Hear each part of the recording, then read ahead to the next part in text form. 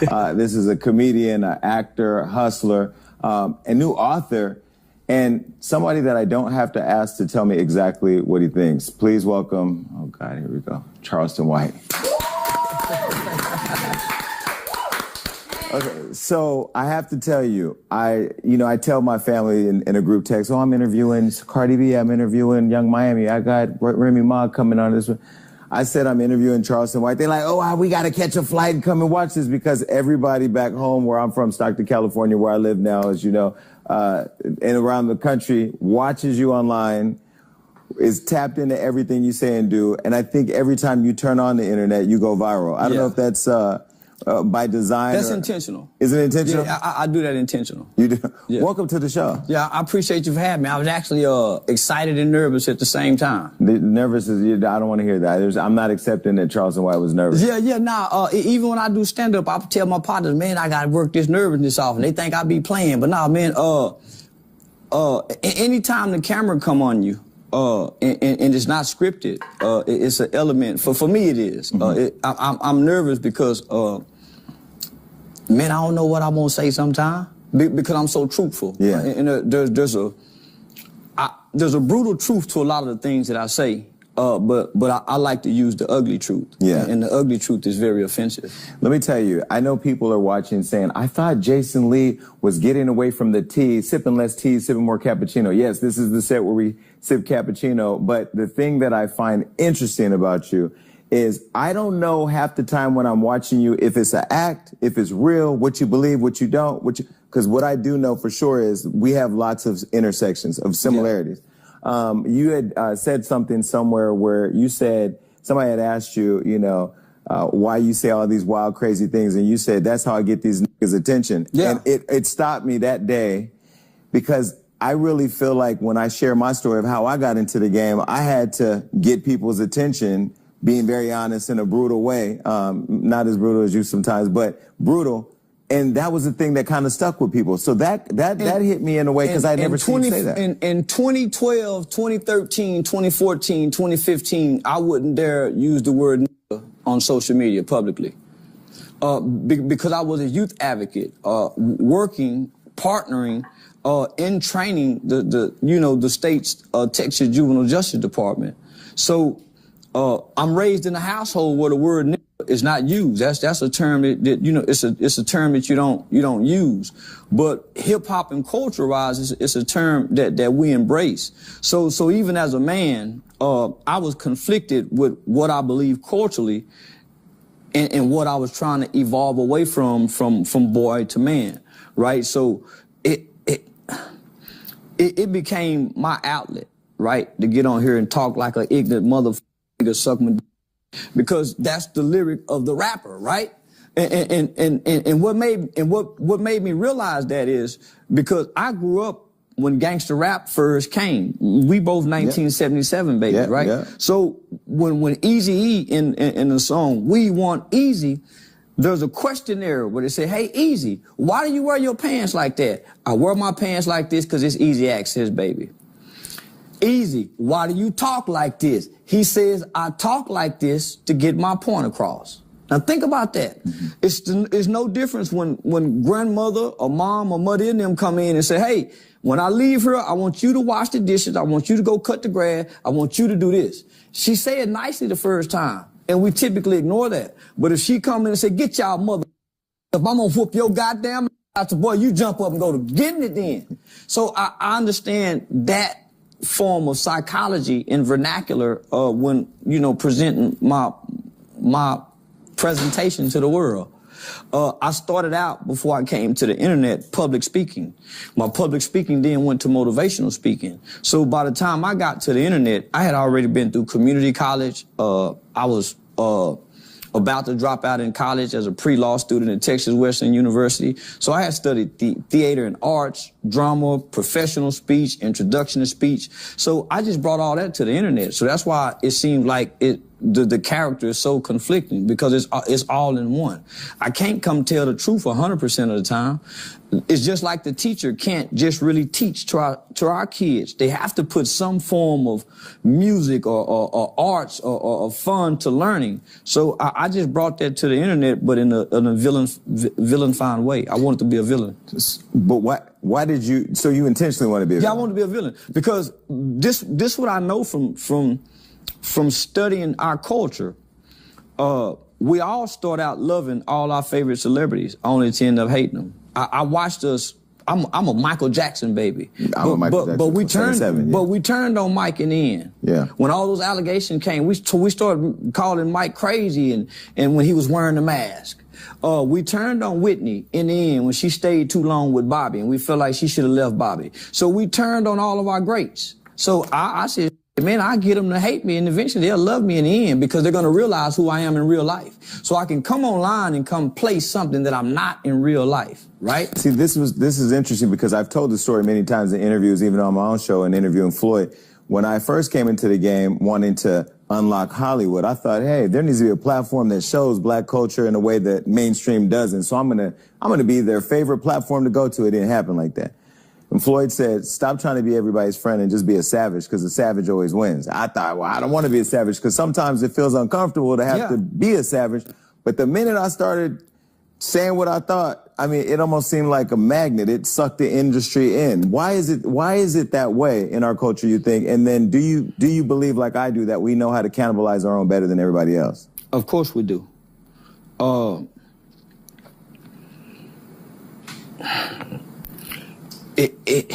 It's almost how we get ahead in America. We can't get ahead in America really uplifting other black people, and we're openly doing it. We can't, at every level of success that we get to, we openly as black people reach back down and pull other black people up by the masses. They'll close the doors on us. They who? White folks or black people? Black people. White people stopped being our enemies a long time ago. Oh, I can feel the internet right now. Do you believe that? Yeah, I truly believe that. Why? Because capitalism has superseded racism in America. So it's becoming more of nationalism, right? This is America. So that's why you see the Proud Boys, groups like that emerging, white ring conservatives. They're not talking racism. They're talking their country. We're stuck on racism. Black folks, but people would say black people can't be racist. We're stuck on the idea of being racist. We don't have the power to be. The idea of the country and white people still being racist? Yeah, so we're because we feel that we're owed something, whether there's reparations or we truly believe, and we are owed something, if we're going to be honest, right? But there's a group that feels entitled, and that's the group that's hurting us, right? So the entitled group uses racism as an excuse, as a crutch, but they really don't know racism because racism is really hidden in the fabrics of America and bank loans and why you can't access. So we see more prejudice than we do racism. It's interesting. I was on a call today with a brand where I've been talking to this brand that everybody knows for 3 years about a partnership. And I said, you know what? I just want to understand you. When George Floyd died, all of you promised millions and billions of dollars investing in black-owned businesses, and you haven't done that. But you haven't told me that you don't want to do it, but you keep stringing me along. Let's just have the conversation. Do you just want us to buy your products and you don't want to invest in our businesses? Because this is what I'm feeling. And that, to me, like as you say, the new racism is embedded in like keeping us down, not really investing in black targeted, not black owned. But why do you think our culture still strives for that white validation? Because I do say in many ways, you know, you ain't gonna stop somebody wanting an endorsement deal or wanting to walk that red carpet of a mainstream platform. Man, ain't nothing like a Harvard law degree compared to, HBCU degree in this country. There's nothing compared to living in Calabasas compared to South Central LA. So the validation is there because we validate one another based off of it. a good paying job, rather than black ownership, black entrepreneurship, or black economics? Do you have a good paying white man job? So that's always been the validation for us. That's some security that you can die with. Your good paying job, the benefits that good paying job offers you compared to you starting your own business and passing that down as a family tradition or an inheritance, right? So, what else do we have to strive for outside of white validation? Black excellence still seeks white validation. As you say that, I see Jay-Z standing on the Grammys stage. Puffy checking the people at the Grammys and missing the BET Awards. Rather than making our BET Awards the Grammys or making our black Hollywood like the Oscars, we want to fight with them about what's been. And making their show better for us. But their show isn't strictly for us. Right.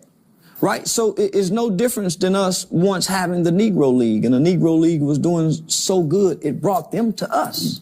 But who do we blame for the apathy right now with black excellence? Is it black folks? Is it white folks? Is it social media? You don't blame nobody. You look in the mirror and blame you.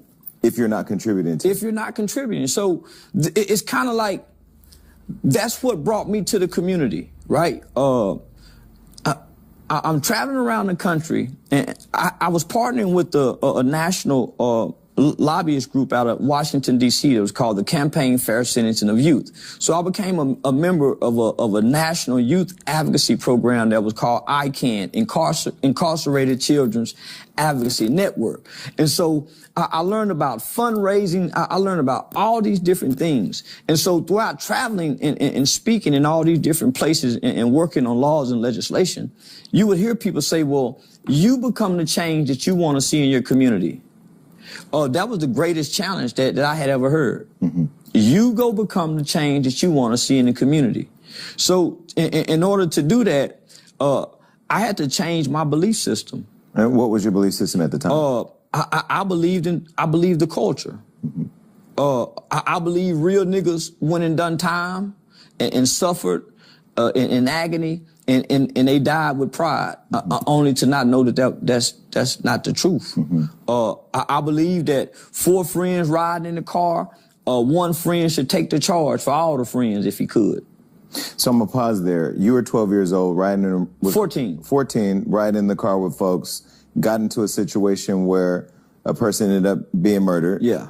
You've told the story. You were 14 at the time. 14 years old. You didn't shoot the person, but the person died. Yeah. You did, how many, 10 years, 9 years? I was sentenced to 12 years under the Texas Juvenile Determined Sentencing Law. And I spent right at 6.5 years in the Texas Youth Commission from the age 14 to 21. So did that time teach you what you just said? Yeah, it did. Because the culture don't do your time. No. I grew up a privileged kid, right? My mother was a financially stable black woman who landed a job at General Motors in the early 80s. So during the 80s, General Motors and other blue collar workers, that was the backbone of America. That was considered, we have a good job. What? That was the real middle class of America, and you live good, right? So we had all the name brand clothes, but I was an entitled kid. I got an allowance. We had saving bonds. I had a piggy bank. I had my own room. So the shit that you laughing, Charleston, now you showing our age. You've been watching, don't know what no damn piggy bank is. Now you just took me back. Now you made me feel old because I had a piggy bank. I just seen you laugh. So piggy bank was when we actually saved money. Now you're too busy out buying shit that you can't afford to be somebody that you ain't arrived at yet. That's a piggy bank. Yeah. So my mother was trying to instill good morals and good values into her kids. She was God-fearing. She was a Christian. We had to say yes, ma'am, no, sir. So that's prior to the gangster culture, right? So, but your dad was a Navy officer. Was he in your life at this time? He was in and out. Okay. Yeah. He was in and out. So so you're with mom. Mom's at General Motors. Dad is in and out, but he's a Navy officer. But I got an uncle. Okay. So this is the elements in most black families. Whether you got a good mom or a dysfunctional mom, right? You always got that element of that uncle who has access to what the kids hear or see, right? So it's the uncle coming through, whether he's a pimp, a drug dealer, a molester, a woman beater. It's always something of that image that has a negative influence within the family. And the relationship that makes the pathway to that influence seem okay. There you go. Mm-hmm. So just give an example. When Uncle Wayne was coming through with the 3-piece suits on, getting out the Rolls Royce, briefcase full of money, you see, as a kid, you see how the family responds to him, right? With your young and impressionable mind, you mimic what you see people admire in your culture and in your environment. But when you wake up one night and he's beating his woman, how do you wrestle with that? Mm-hmm. When you still see the family treat him in a certain element, right? So don't shame the negative attributes that you see. The uncle who walks through the house with the sagging pants with the gun, who still lives with grandmama, whose sister's just dropping the kids off over here, right? Grandmama just babysitting for a while, but the uncle still lives there. It's no different than the one who molests the kids, mm-hmm. who has access to the kids. So you end up mimicking that behavior. So I'm born in the 70s. My uncle was a pimp.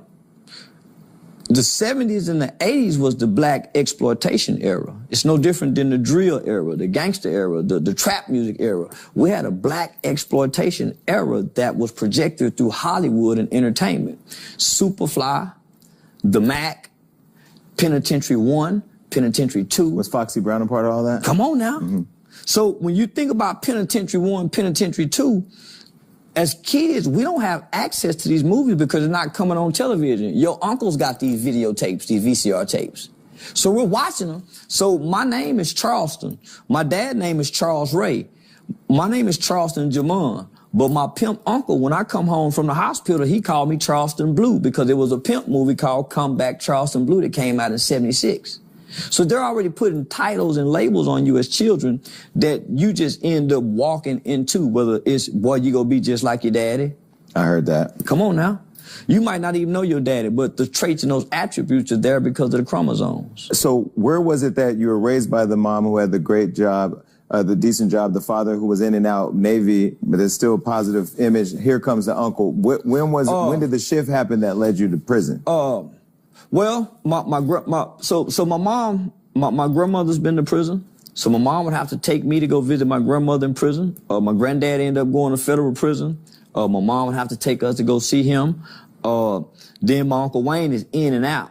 You know, the street hustling uncle who come take a bath over his sister house, change clothes, wash up over there, get a nephew some money, let him ride in the car. He must have read my book or something. No. Because we all have it. Yeah. Which is interesting because the people who sit and judge us, those of us who actually live through what we all go through, they go through it too. Yeah. That's what I find interesting about the culture, because on the outside, when you watch the social media or the interviews, like you have the same uncle. Everybody have this element in their family. Yeah. Everybody got a molester. Everybody in their that looks like us. Every human being have a molester in their family. They have an abuser in their family. They have an addiction trait in their family. It's in every human being, right? Yeah. It's there. So my mother is fighting. Everybody at home right now is texting their molesting uncle. So my mother is fighting to keep us from this, but because she's a single mother, and back then there was really no resources to help single mothers. So my mom, when I'm getting out of school, they doing 12-hour shifts at General Motors. So when I'm getting out at 3, my mother is kissing us, literally saying, I got meatloaf on the table, the such and such in there. Make sure y'all do this. Leave your homework out on the table. So she's giving us instruction. Don't leave out this house. Don't open the door. I'm going to call this such and such, make time. So she's giving us instruction. Yeah, we're not going to listen to that. Come on now. Yeah. And so she's going from 3 in the afternoon to 3 at night. Yeah. So when my mama coming home, she's doing her due diligence. We better have the homework out because she gonna work us. Where y'all homework at? She's going to the extent of going to the bathtub to check and see if the soap wet to see if we took a bath. Get up, boy, and take a bath. Y'all ain't took no bath because of soap. So she's doing all of that to try to instill good morals and good value. But while she gone, Uncle Wayne coming by cooking up dope. She got a sister who's just getting crack, came through 81, 82. So now my aunt is addicted to crack. So now my aunt is losing her place. Her and her kids have, my mom's trying to be the backbone to save the family. So she's exposing us to the negative elements of our families by bringing these family members into our homes, allowing them to stay with us, trying to help them. So we picking up on all the negative attributes. When we go spend a night over Aunt B house on the south side over in the ghetto, we get to stay outside. So we picking up all these negative traits by going to go visit family members, coming back home in the well-to-do areas, mimicking the behavior. Right. Culturally, because this is our culture at the time. Mm-hmm. So, man, by the time I played the flute in the 3rd grade, 4th grade, 5th grade. I played the flute in the 8th. I lost my eye in the 3rd grade. I got my glass eye put in the 6th grade. So up until that point, I was in and out of hospital. So I had a private tutor. So I never really started going to school until the 6th grade, really. Mm-hmm. I had 9 eye surgeries. I fell in the washing machine when I was 5. So between those 2 injuries, I really never got to go to school. I was a institutionalized baby. Mm-hmm. I had a tutor, private tutor that came, so I was in and out the hospitals. So by the time I get in 6th grade, I'm a burst of energy. I'm a burst of energy. But also you had been sheltered, so to an extent, so now there's this newfound freedom. Yeah, there's a newfound freedom. So with this newfound freedom, I remember when Colors came out. I had just got this newfound freedom. See, we the same age, so everything you're saying, when Colors came out, that was the one movie in the theater in our community where they killed somebody in the theater. Yep, that's the first time ever. So, man, this was a phenomenon. So I done saw my Uncle Butch, I done saw my Uncle Boosie, I done saw Uncle Wayne, and plus I done been to Aunt B house to see some of this on television, what I saw in real life. And the thing about children, they can't decipher what's real from television. So when a kid is watching somebody die on TV, they really think that person is dying because of the lack of brain development. It's hard for a kid to turn off TV and say that wasn't real. I don't care what you say. Right. So I'm seeing what I'm seeing on television, I'm starting to see in the community. The awareness is now coming because it's being propagated through the television screens. So it's like a veil comes off when I'm out in the community. So now I know what a gangster looks like. Mm-hmm. So now I'm trying to mimic it based off the culture. So this is just from television. Now here come the music. So now we seeing. Now, and we don't watch Penitentiary 1, Penitentiary 2, and the favorite character is Too Sweet. A little guy like me that went to learn how to fight in prison. So, man, by the time we're in the 6th grade, we're talking about what we're going to do when we go to prison. Mm-hmm. Because now we've developed the concept and with our young and impressionable minds that Uncle Wayne done been to prison, Uncle Curtis done been to prison, so all these men in your family, you spend the night over your friend's house, all these other men done been, so you start thinking this the way. Because now it's being propagated to you as a kid. But is that what led you on your path? Yeah. So you were influenced by your surroundings. My surroundings in television. Because when my mother, I'm a kid that grew up watching television raise me, and I'm fascinated by the gangster, the negative stuff, because my uncles and them is exposing me to things. Mm-hmm. So I'm already impressed by it. Mm-hmm. So when I see it in real life, man, I'm fascinated by a guy that seems to be like what I see on television, like this. So I'm drawn to it because your mind is young and impressionable, and these are the guys that you idolize in your homes. So when you spend a night over your friends' houses, you start looking at their uncles and their daddies to see if they got the similar traits. Guess what? They got the similar traits. His dad, your daddy just getting out of jail too? Man, that's my brother. Well, and in our community, people glorified it. Come on now. Yeah. So a pimp, my uncle being a pimp and beating women, it wasn't shamed upon.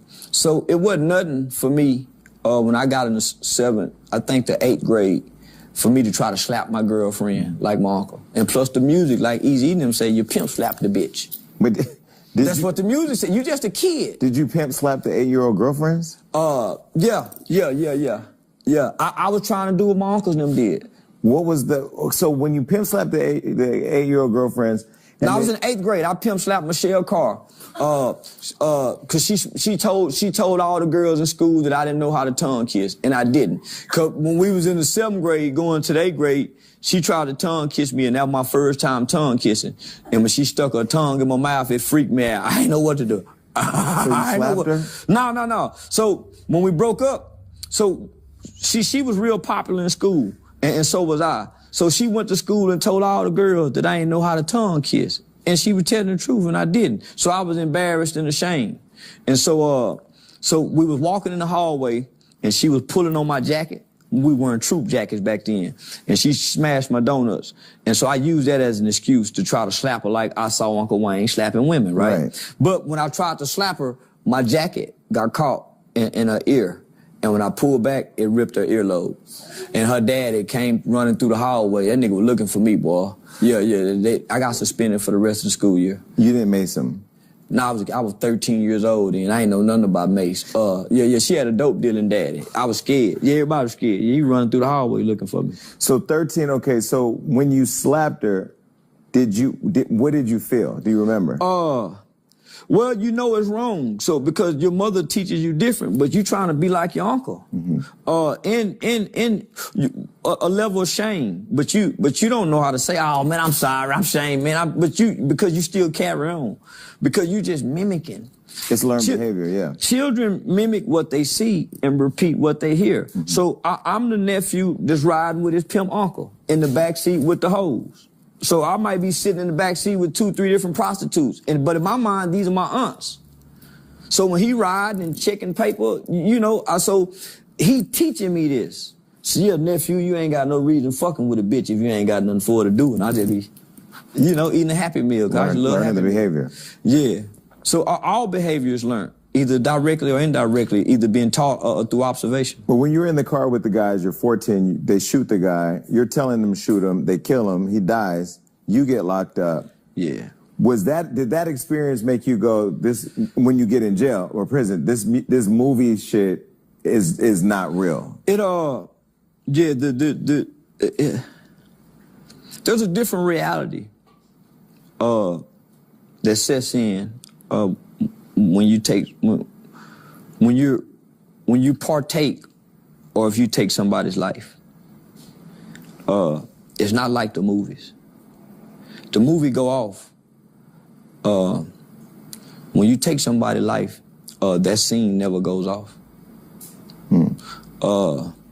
So it took a while, because you're still dealing with a human that has an undeveloped brain, right? Yeah, the feelings were overwhelming, right? So the feelings of guilt, the feelings of shame, even embarrassment, it can be so overwhelming for a kid that some kids have committed suicide because the brain can't process these overwhelming feelings.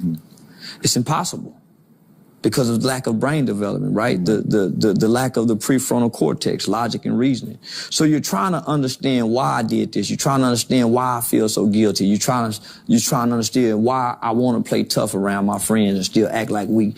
So you battling the fact that, yeah, I have empathy, but when you get with your community is clapping for you because y'all done killed somebody. So that's a hard balance. Right. And you really have empathy. And part of your redemption, part of your rehabilitation, part of your resocialization, all stems from you having empathy. You feeling bad for what you did. But your culture is saying free the killer.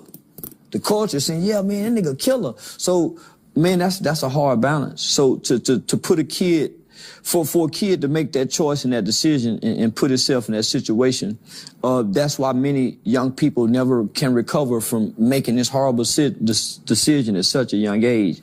And they can't change at an old age because the culture won't let you have empathy. So K. White, your brother. Yeah, Kevin White. Yeah. He murdered somebody when he was 17, got arrested, did 31 years, just got out of prison. It took him 20-something years to have empathy.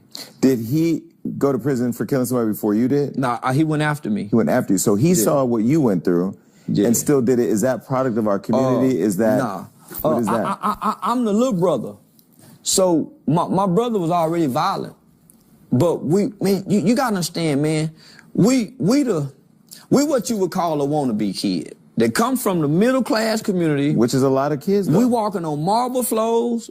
Our mom got the good cars. Man, we got our own room. Shit, y'all had bar soap, not Ajax. Man, I had my own phone line in the 3rd grade. So that was unheard of in the 80s for a nigga to have his own phone line. Get the school handbook and call you. Hey, you know, can I talk to such and such? And your mom would say, hey, why that boy calling this late? Right. So, man, we was very privileged kids. But because the lack of father, right? So most mothers can provide their kids with a perfect home life. But if they don't have a positive male connection, there's a negative attribute that attaches itself to a fatherless kid, and no one can explain it.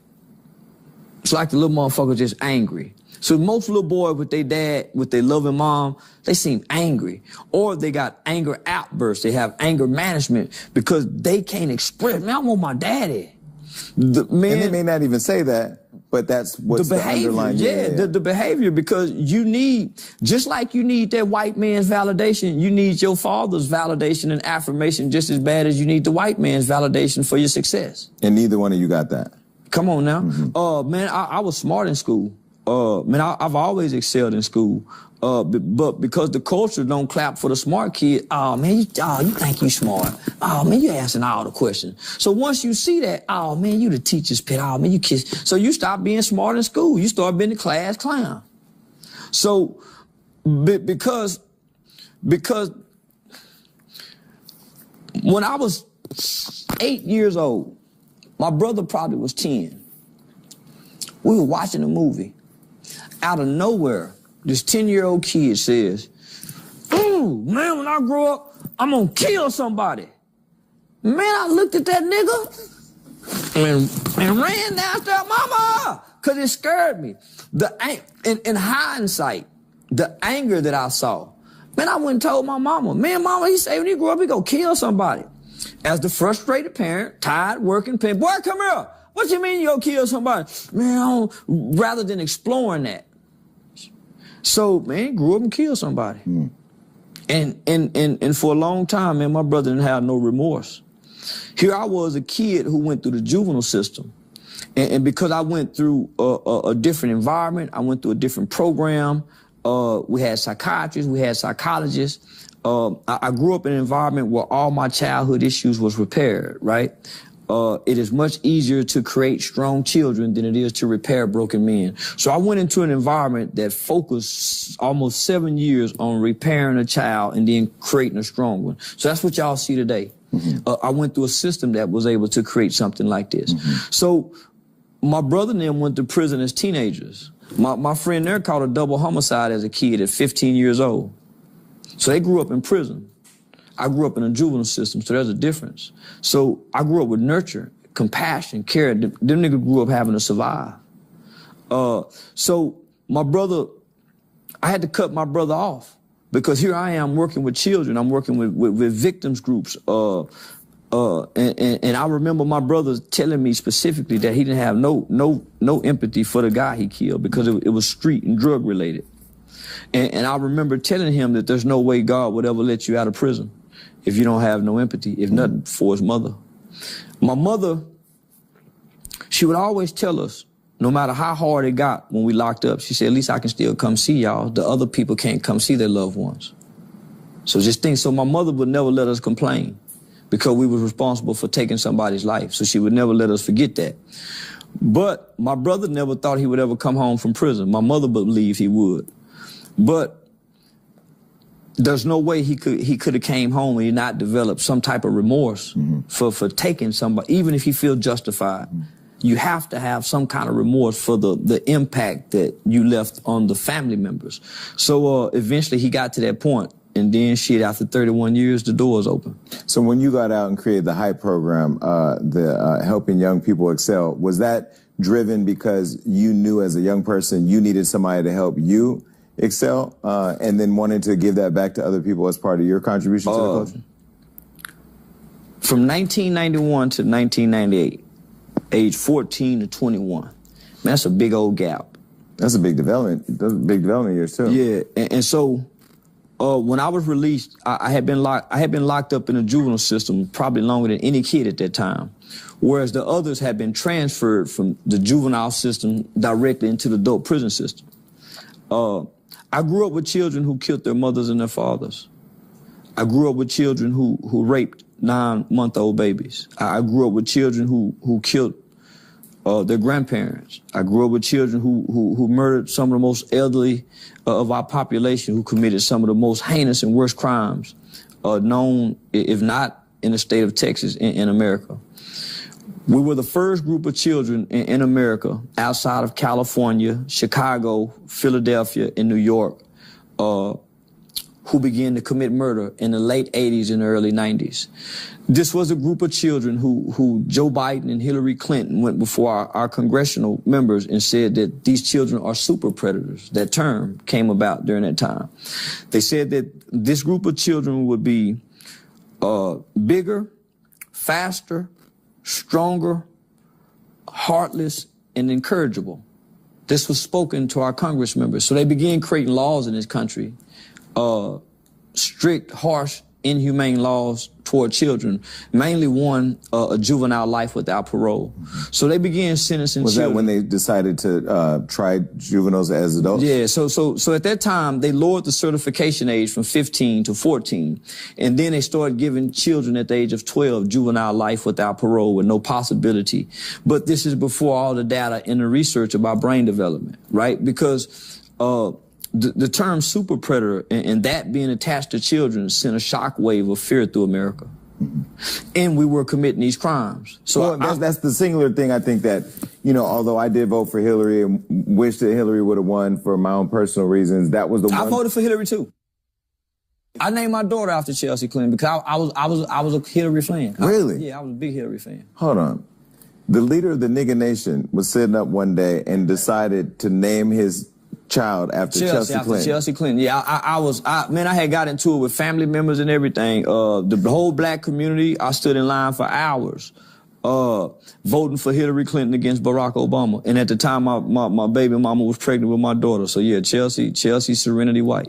But people not understand, well, that was the super predator thing, was the thing that stuck on Hillary when she was running against Donald Trump, because people couldn't, black people were tired of being labeled super predators. Not stigmatized. That was a stigma it was a horrendous stigma, because now they're trying to undo what they had done, and they even apologized for it. But not to mention three-strike law that also happened under that whole minimum sentencing guidelines on the federal, all of that. So right now, the Miller versus Graham ruling that overturns the automatic juvenile life without parole. So that's how I kind of got into politics.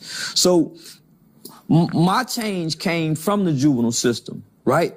Because I went through a program that focused on re-socializing a child, right? Rehabilitation comes after you re-socialize someone. There's a lot of people who grew up in households who really don't know right from wrong. I know some kids that they think if they can take it from you, it belongs to them because they took it from you. If you can't take it back, then heck, so it's some worlds that exist like that. It's some worlds exist where men and women, they fight each other. The man whooped the woman hit him while he sleep, and they love each other and don't nobody call the police. So it's some worlds that exist like that. But I didn't grow up in that world. I wanted to try to fit into that world. So by me not having a father, and me trying to identify as a boy, a male, and as a man from just my mother's teachings and what the culture teach me.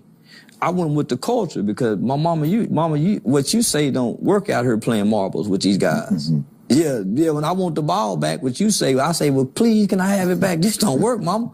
So I'll stop listening to mama, because what she's telling me to do as a boy don't work when I leave the porch. What she's telling you what to do is right. Yeah. But the mothers didn't tell those other kids that will have the ball the same thing, and that's not the reality of the world that you're in. Yeah, so sometimes culture overrides what you're being taught in the home, because you got to survive and fit in, and I want to fit in. But that's the thing. Where do we take responsibility as a culture, though? Because I can tell you, the only time I've actually actively tried to kill somebody was the day after, a couple of days after my brother got murdered. It was at that point I think I had just hit a low. I wrote about it in my book where I talked about us going to find the person, knocking on the door, and having the guns. And in my mind, I remember the feeling of, I didn't care who opened the door. We were just going to kill everybody in there. That's what I thought. But I got into a place of despair. But there were times over my life where I've made decisions like, you know what? I don't want to sell drugs. I'm bad at it. I was doing side agreements with crackheads that don't work. They don't pay Yeah, I was tricking. Yeah, I was a little nigga tricking. But when do we take responsibility? Because not all of us go down that path. I'm finna say the culture, right? Boys in the hood. When they gave us the part when Trey said, "Let me out the car." Yeah. And Doughboy and them let him out. Mm-hmm. We need more examples. Other than that, we ain't got no examples. That's a great answer, yeah. And they didn't shame him. Mm-hmm. They let him out the car. See, now we ain't gonna let the nigga out the car. Oh, bitch ass nigga, hoe ass, we gonna shame him. He can't ride in the hood, so man, let a nigga out the car. We need more examples. Mm-hmm. Man, we need more, until I came, man, nobody done stood up and said, man, you gangster niggas wrong. You gang, man, I wouldn't dare disrespect no Crip and Blood nigga, and we done Cripped and Blood. But man, at some point, man, when you know better, you do better. Charleston is not afraid to go viral. Let me tell you where I can't remember the first time I saw you. I know after I saw the first viral clip, and I can't remember which it was, I've watched everything unfold after then. Do you ever think about your safety, your own personal safety? Yeah. Well, in the beginning, I had an aggravated assault charge with a deadly weapon. So this was like in 2018, 2019.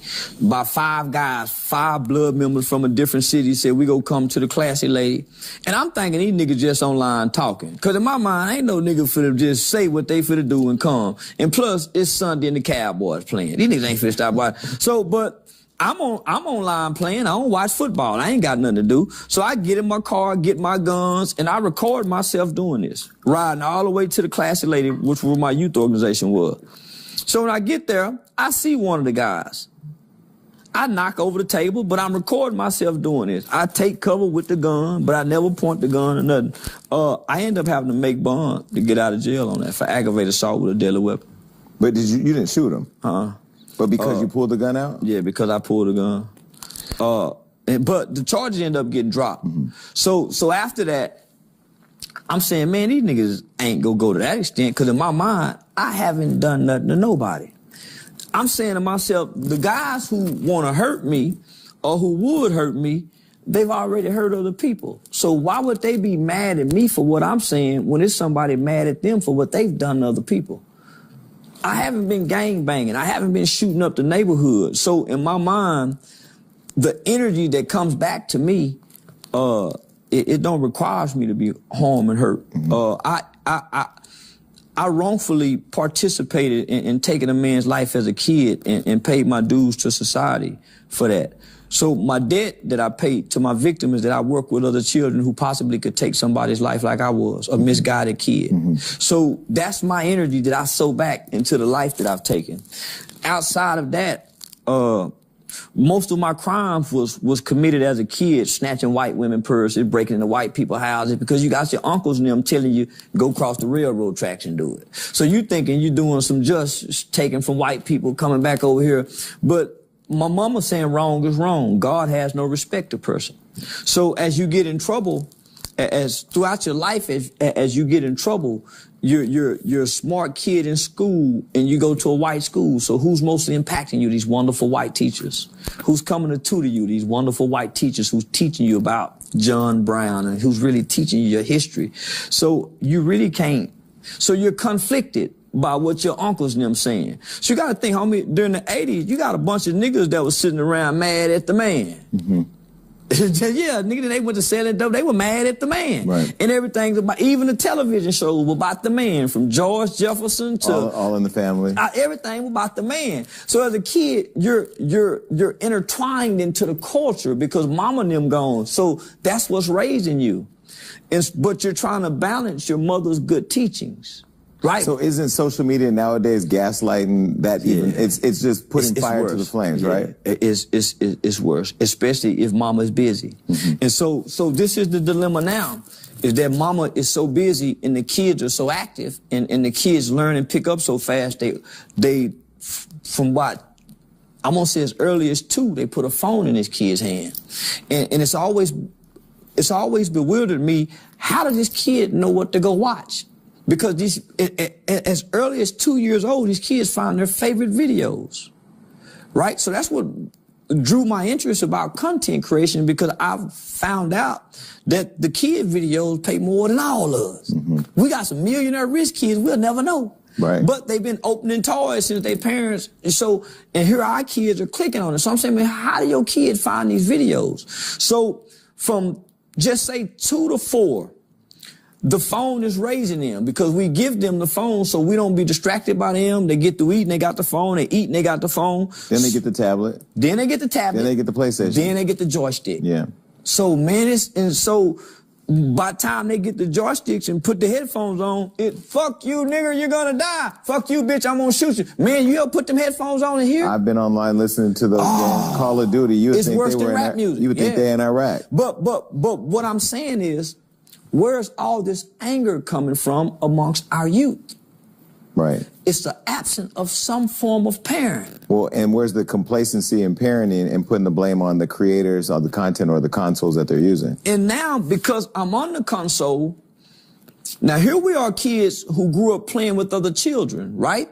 And we had empathy and we had compassion. If we fought, now get up. Let them get up. Put a stick on your shoulder. So this group of children, because technology, they have the emotional detachment from other humans. It's easy to be mean. It's easy to be cruel. It's easy to shoot something that you're not attached to.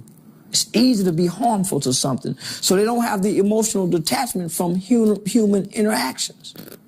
So this is real. This is a real mean, cruel culture of children that they have to try to exist in with no compassion, because they don't have emotional attachment. So why do you hate TikTok? I hate TikTok because TikTok let the world monetize off me and won't let me make $1. What do you mean?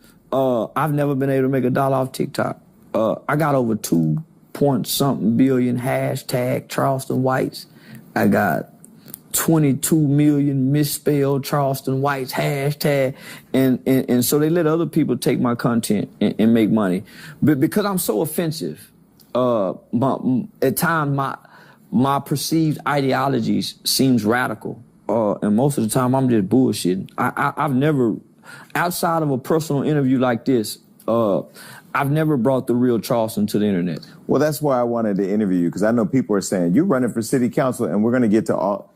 Yeah. This man's views, I have not had more notes on any guest that I've had than this one. I have not had to have more pre-production meetings than this interview, because there's so much. There's stuff I agree and stuff I don't agree with, but what I love the most is that I want to use my platform to always show people who people are, because I saw that one clip of you and I was like, oh, he tricking us. Yeah. But I understand it, because I do know sometimes you got to go to where people are to get their attention. Well, and let me say one more thing.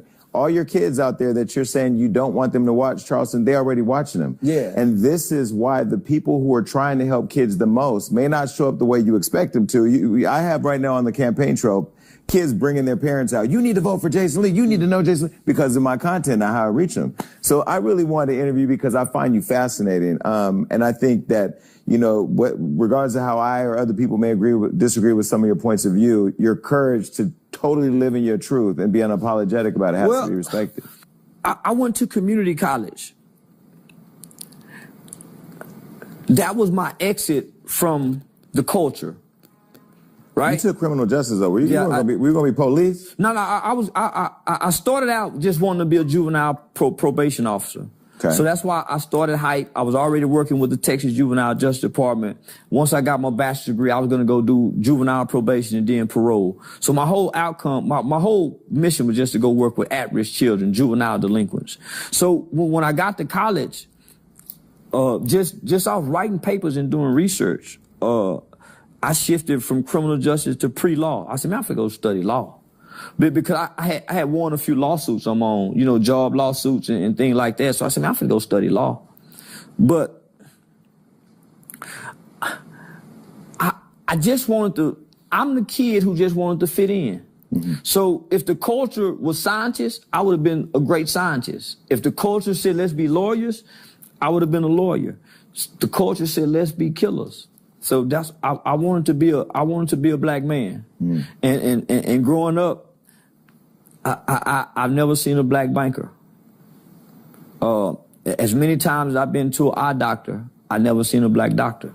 Yeah, in our era, we didn't see black doctors. No, or black lawyers. So it was hard for me to be the black radical kid that some of my uncles then would push me off to be, because I had loving white nurses, loving white doctors. So it was hard for me to embrace that aspect of the culture. But boy, I'm at home alone as a kid cutting on the television. I'm what the music and the television produce. Outside of what it's doing now. So I'm the product of this.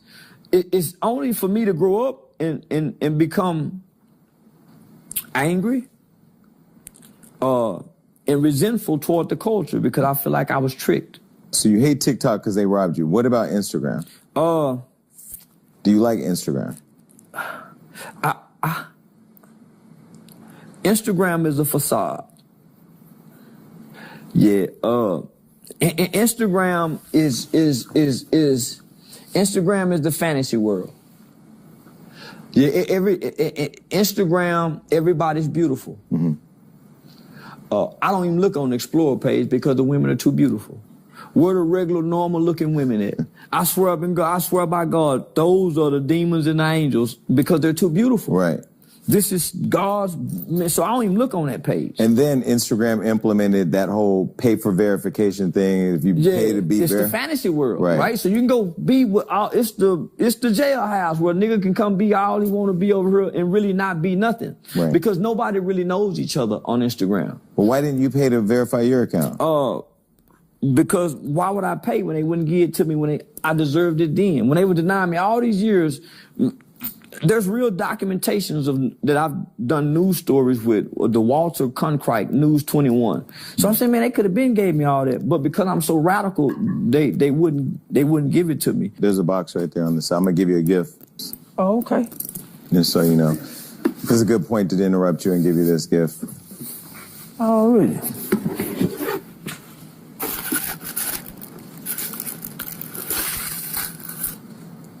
Oh, we verified your Instagram account. Oh, man. We got the page back, too, and verified. Oh, yeah? Yeah, I mean, you earned it. I mean, because, you know, I mean, the reality is you already verified in these Instagram and social media streets. It's just the little blue check, I guess, makes it official. Yeah, but and I ain't got to pay for it. No. Oh, okay, already, man. Yeah. Appreciate you, man. Shit. Okay, so now you can like Instagram again, but yeah, you know. you're not. I fell in love with Instagram when I first got on there, because it created me to a whole nother world outside my local environment. I was Denzel Washington on Facebook before I ever got on Instagram. In terms of fame, popularity? Fame and popularity. I was doing millions of views on Facebook long before I ever even got to Instagram and YouTube. When I left Facebook, my only desire was to have a monetized YouTube page. I didn't know anything about Instagram. Why did you leave? You're back on Facebook now. I go back and forth. Just you're not monetized on Facebook? No, I'm not. Oh, they got. So this is what social media sites have done to me. They let all the fake pages, they put them at the top and they push me at the bottom. But they're all your fake pages. No, they're not my fake pages. No, but meaning they're fake pages about you? Yeah, they're all yeah, me, but you can take all of those. I've already tried. They won't, man. I don't know who running YouTube, Facebook, or so I got a Facebook fan page that has 100,000 followers. There's a fake Facebook fan page, they got 200,000, and they're scamming people. So this fake Facebook page, I got a show in Miami on May 31st at Miami Improv. The fake Facebook page done reached out to Miami Improv to try to get some upfront money when we already got a negotiation for door split. So they had to reach out to us and say, hey, well, that's you. I'm like, no, man, that's a fake page. Okay, let me make a deal right here on my show. If I can get all these fake pages, consolidate them, and get them to you and then Shores and monetize it, can we get paid? Hell yeah. Okay, man, we can split deal. that 50-50, man. Yes, no, we don't got to do 50-50, but we got that. Okay, so that's on the, we're going to make a note of that. Yeah, we partner with Facebook and Instagram. We can figure that out. Okay, man. All right. Man. What else you need for me? You want some help on the campaign? You want me to stop cussing? You want me to stop being mean? What you want me to do? Look, you might have to pop out on the campaign because everybody back home knows you. Shout out to Stockton. Man, shout out to Stockton. Now listen, you got me. When I saw you climb that fence, I think y'all were having dog problems or something. The pool, the McKinley Park pool, this is the pool in my community. They've been lying to the people. The op who I'm running against told everybody that she had cleaned up the park. So I went and shown them that it wasn't. So I climbed up the fence to get over there. I didn't know that would go viral. When you did that, I said, that's some people pride themselves on being bosses. I said, that's a true leader. Yeah. Because a leader is someone who focuses on self-improvement. And while making self-improvement, they make the people around them better. So for you to do that, it reminded me of, shout out to Mayor Bessie Price. But before she retired as our mayor in Fort Worth, she would go on a bike ride in the city with the people.